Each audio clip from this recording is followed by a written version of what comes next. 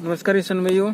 औषधि फसल अश्वगंधा की खेती एक बहुत ही अच्छी नकदी फसल की खेती है जो साल में 2 बार होती है। एक तो बरसात के मौसम में और एक सर्दियों के मौसम में।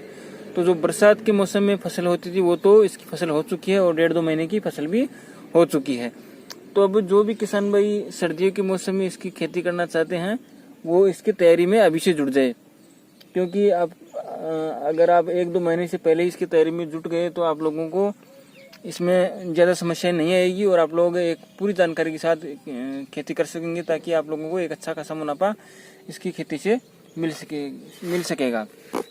क्योंकि किसान भाई अगर आप जल्दीबाजी में फिर इसकी खेती करोगे, इसका जल्दीबाजी में बीज खरीदोगे, जल्दीबाजी में खेत तैयार करोगे तो आप लोगों को बहुत सी दिक्कतें इसमें आ सकती है, बहुत सी समस्या इसमें आ सकती है और जिससे आपको एक अच्छी फसल नहीं मिलेगी और उससे अच्छा मुनाफा आपको नहीं मिलेगा।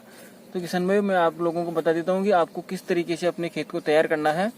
और जो किसान भाई पहली बार मेरी वीडियो को देख रहे हैं वो लोग ध्यान से मेरी वीडियो को अंत तक ज़रूर देखें और मेरी बातों को ज़रूर सुने, ताकि आप लोग इसकी खेती के लिए अच्छे से इसकी ज़मीन तैयार कर सकें। क्योंकि जो पहला काम है इसका अश्वगंधा की खेती के लिए जो ज़मीन तैयार करना ही है, क्योंकि वहीं से इसकी नींव शुरू होगी।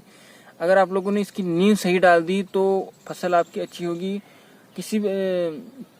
क्योंकि अगर नींव अगर सही आपने डाली है तो पूरी इमारत एकदम सही बनने वाली है। तो आप लोगों को सबसे जो इम्पोर्टेंट चीज़ है वह है खेत की तैयारी। अगर खेत की तैयारी आपने सही से कर दी तो बीज का जर्मिनेशन भी अच्छे से होगा और बीज जल्दी भी उगेगा और फसल भी आपकी अच्छी खासी हरी भरी होगी। तो किसान भाई आप लोगों को क्या करना है, 1 एकड़ के अंदर 2 या 3 ट्राली देसी गोबर की खाद, वो भी 1 से 1.5 साल पुराना जो खाद रहती है वही खाद आपको डालनी है। नई और ताज़ा गोबर की खाद आपको इसमें बिल्कुल नहीं डालनी है।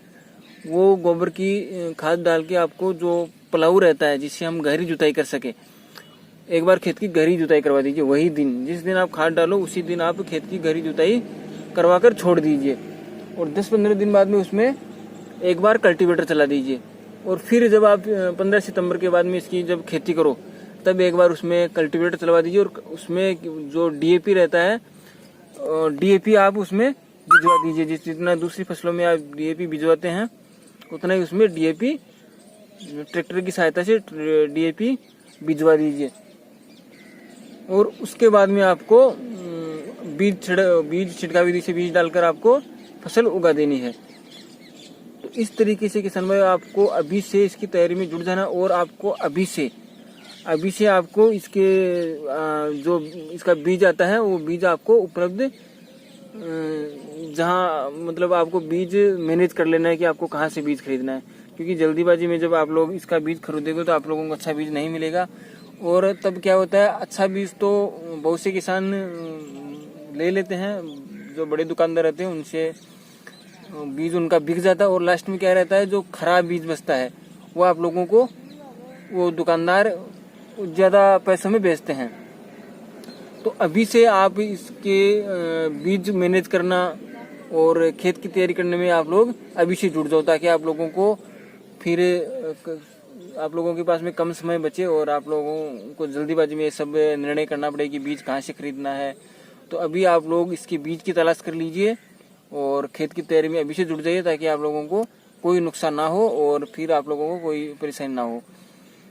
और किसान भाई इसका जो सबसे अच्छा बीज रहता है वो रहता है जवाहर 20, क्योंकि जो जवाहर 20 इसका सीड्स रहता है उसकी जड़ें भी एकदम सीधी होती है और उसकी कीमत भी बहुत ज़्यादा रहती है।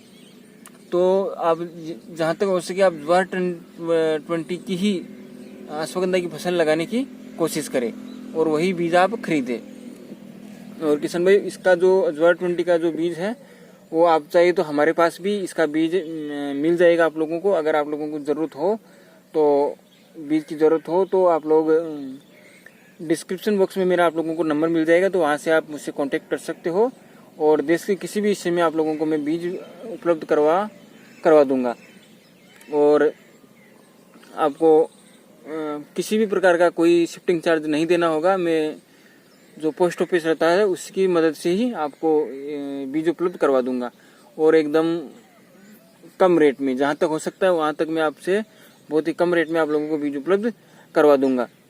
तो इस तरह से किसान भाई आप खेत की तैयारी में जुट जाइए, बीज अपना मैनेज कर ले, ताकि आपको फिर जल्दबाजी में कोई निर्णय नहीं लेना पड़े।